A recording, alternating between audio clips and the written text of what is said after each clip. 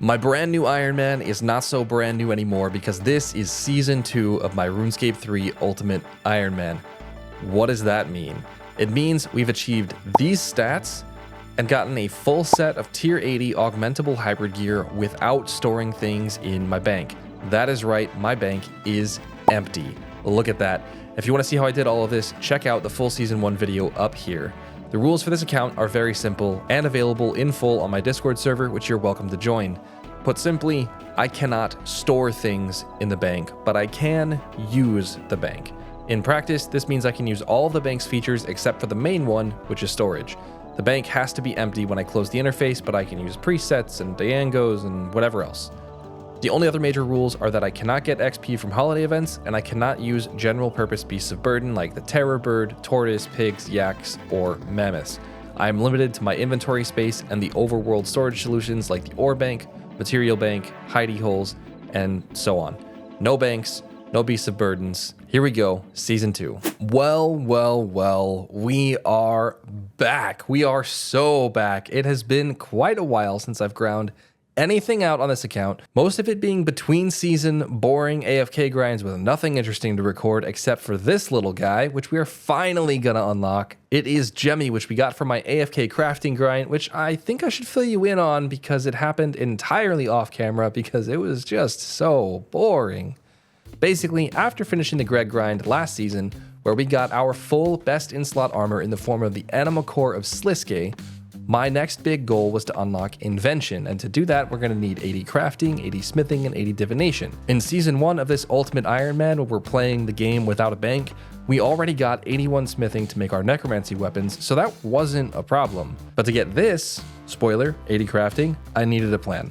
And I had one good option, and a whole lot of bad options, but the problem with the good option is that it was not AFK, and after the Greg grind and all of that chattering, I really wanted to chill. So instead of doing gem rocks, which is the good but not AFK option, I wanted to try something else that would get me a bunch of XP in a different skill as well. So I went looking around and I found these silver bolts. You see, silver bolts aren't smithed like other bolts. They are crafted, which makes them both fast to produce once you have the silver, and they're decent fletching XP once you have them and the feathers.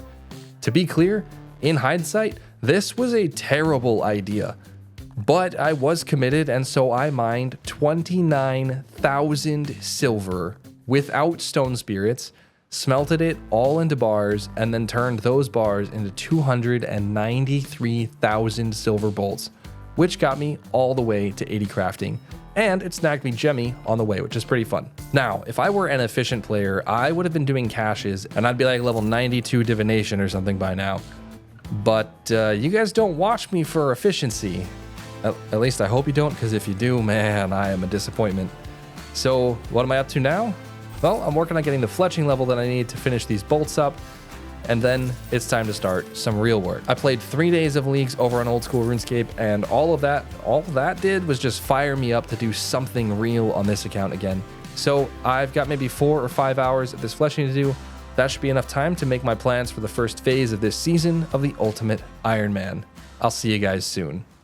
So here's the thing. I don't want to AFK right now, but I do need to clean up this inventory, and to do that, I'm going to have to do some big AFK grinds. So here's my plan that I came up with while working on the fletching grind.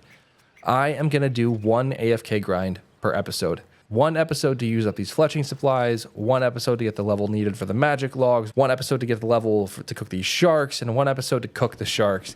And if I'm not 80 divination by the time all of those episodes are done, then 1 more AFK grind to get 80 divination and finally unlock Invention. Sweet.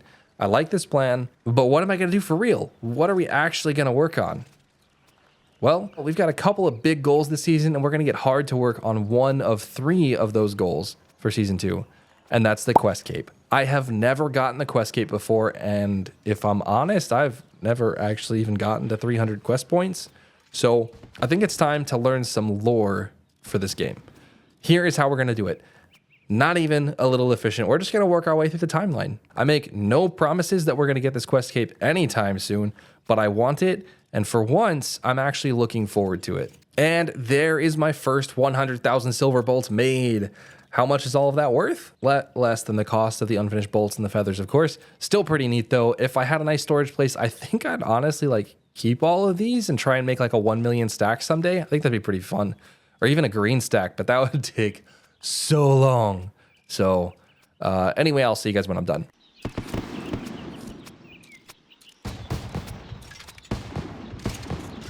There we go.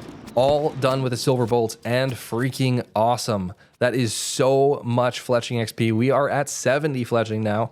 And like a pleb, we're less than 1,000 bolts away from 300,000, which that would have been pretty neat. But oh well, I guess time to sell this beautiful stack. And now it's time to become a Pathfinder. I think we can do this all in one episode, yeah? Editor here? No. No, you can't. I started my journey to becoming a lonely Pathfinder by shearing some black sheep for some black wool for edgy Farmer Fred. Unfortunately, I don't have the 20 inventory spaces, so this is gonna take 2 trips. Nothing to see here. After finishing my shift at Fred's farm, I picked up a famed level 1 sword to slay a terrifying, big, bad level 15 demon with more mechanics than God Wars Dungeon 1 somehow.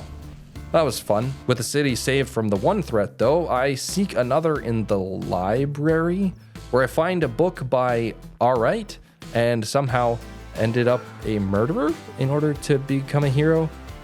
Okay. With the power of murder and gang violence, we are one step closer to becoming a Pathfinder. Soon after, a small demon with a pointy sword puked on me. And another one did.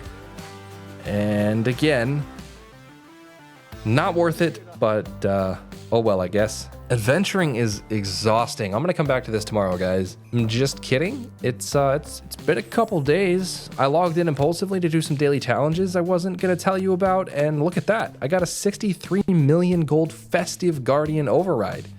That's pretty neat. Hopefully I'll actually use that ability someday. Oh my gosh, it's Christmas, and I wish I had given someone that stack of 300,000 silver bolts. That would have been so funny.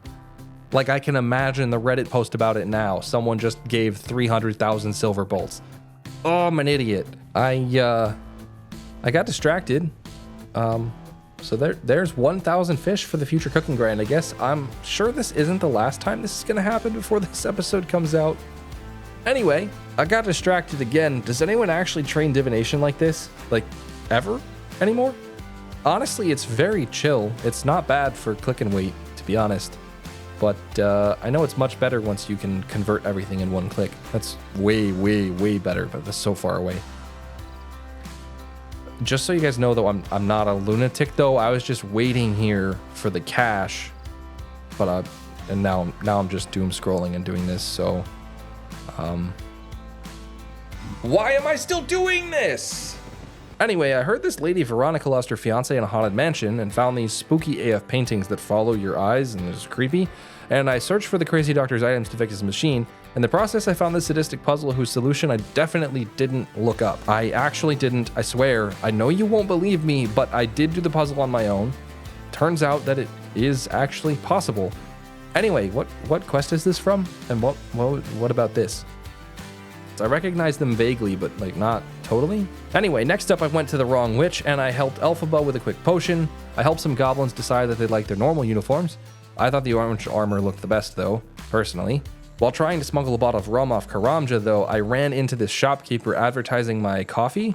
Ko-fi? Coffee? Ko-fi? What is it? I don't even know. Which was a little odd, but if you want to help me buy my wife some Olive Garden, the link is in the description. Then I killed a gardener and found some pirate treasure. Can you remind me how we're the hero again? Like, please, somebody remind me. Time to play handyman, but I'm definitely gonna look at the instructions this time. Like any real handyman, I didn't follow the directions and it took longer than it should have, but I did get there eventually. Hopefully they don't have to come back and fix it later with a professional though. Finally, I found a job herding sheep into a furnace like a menace. What will this hero not do so long as someone puts us on a quest? 67 divination! Okay, so it turns out that I don't love questing still. Like, I can do it in small doses, which is going to make this quest cape take a bit longer than I'd planned, especially with these early quick quests, because the hardest part of doing a quest is starting it, and when they're so fast, I have to start them over and over and over and over, and that's really draining somehow. I don't know how people make decisions all day. That's crazy. So anyway, I'm just going to get to work on this fishing and cooking for next episode. I'm going to edit this one, and then we're going to get back into it with a few more quests. I also want to take a moment to thank you all for watching this and for watching Season 1. The support on the full-length Season 1 video has been some of the best of any video I've ever made, with over 3,000 watch hours on it, which is nuts. That is so much dopamine, and I really do appreciate it. I can't wait to work my way through all of the big goals for Season 2 and get another really long video out for you all. I don't make any promises, but I will tell you that I'm planning on trying to have a video out for this series every 3 weeks. So hopefully, if I can keep that up, we'll have, what's 52 divided by 3?